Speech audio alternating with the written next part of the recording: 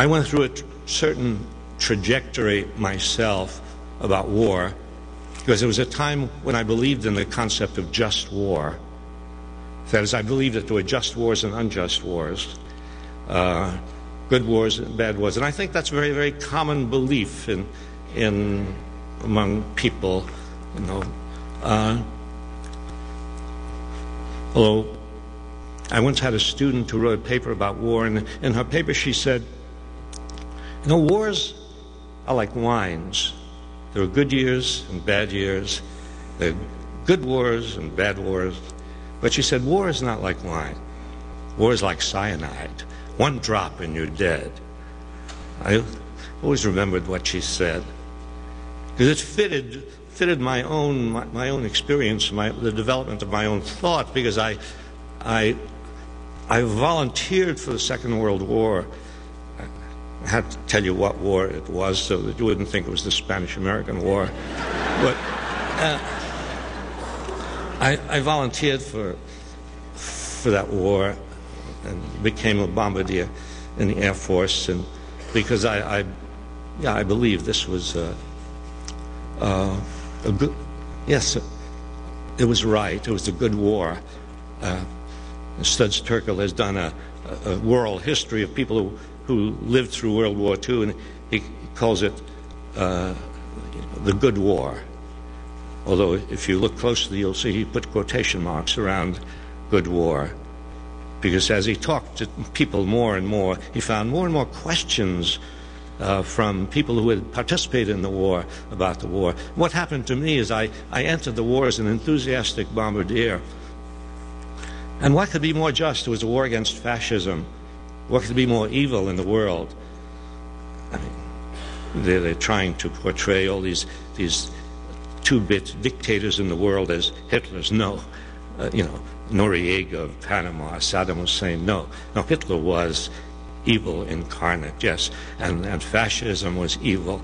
And so, yes, I believed in this war, and so I went ahead and I dropped bombs on various cities in Europe, in Germany and Czechoslovakia and Hungary and even France. And it wasn't until the war ended that I began to think about what I had been doing. I read John Hersey's account of his interviews with the survivors of Hiroshima. Remember, he was the journalist who went into Hiroshima after the bombing and talked to the survivors. You can imagine what these survivors looked like. People without arms, people without legs, blind, people whose skin you couldn't bear to look at. And he recorded what they told him. And I read that, and I realized that I did not know when I dropped my bombs what I was doing to human beings. You drop bombs from 30,000 feet high, 6 miles high, you don't see any people. You don't hear screams, you don't see blood. You don't know what you're doing. I mean, this is so much the nature of modern warfare. You know, people blithely send off rockets and cruise missiles and drop bombs, and they really don't know what they are doing. And they come back, and you see them on television, exultant. We just completed our mission. I remember those pictures at the end of during the first Gulf War. The pilots would come back for their missions. We hit our targets. The truth is, they did not know what they hit. You know?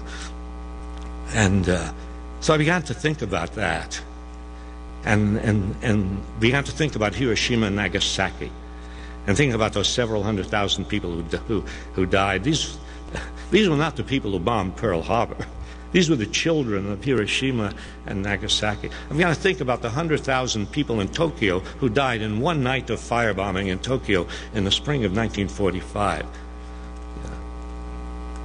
One night of firebombing. And we had denounced the fascists for bombing civilian populations. We had denounced them for their cruelty, their brutality, and here we were. And the bombing of Dresden, and the bombing of, 30,000, 40,000, 60,000 people, Frankfurt, Hamburg, altogether, perhaps 600,000 civilians in Germany died in the bombing. An equal number died, 600,000 or so, in Japan. I began to think about the good war and the just war, and realized that war poisons everybody who engages in it. You start off, I recreated my own psychology, that is, starting off deciding these are the bad guys, we are the good guys. And then realizing that once I had made that initial decision that they are the bad guys and we are the good guys, once I made that initial decision, I didn't have to think anymore. I didn't have to question anything anymore. From that point on, anything goes. That's just the psychology of the just war, you know. And so then Hiroshima and Nagasaki, and then Tokyo, then anything can happen. And what I didn't realize was that what war does is it turns everybody into bad guys, both sides, whatever the initiating situation was. And you can look back through history, and you see this happening again. You go back to the Peloponnesian War. The Athenians were the good guys, and the Spartans were the bad guys. And then, in the course of the war, the Athenians began to behave just like the Spartans. So yeah, I began to think about.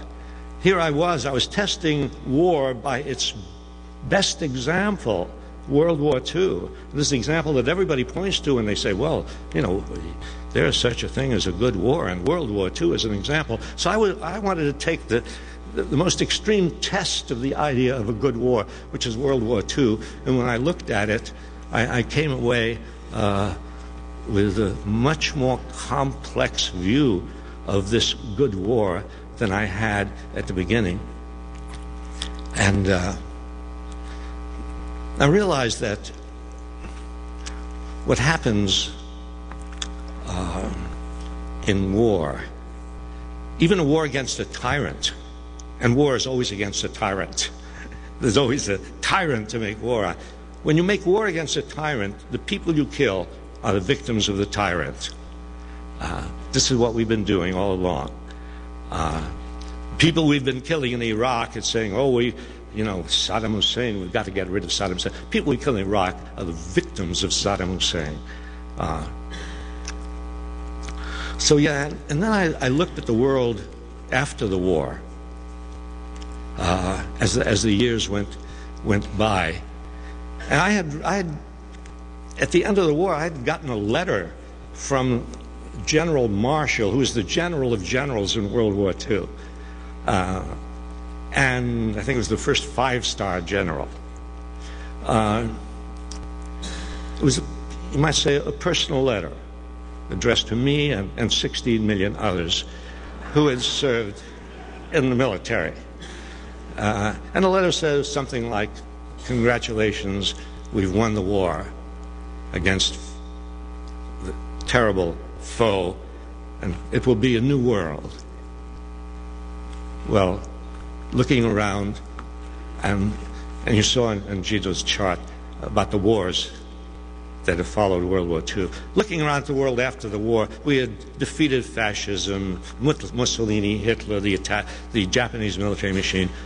We had not defeated fascism around the world. There was still fascism in the world. There's still racism in the world. There's still militarism in the world.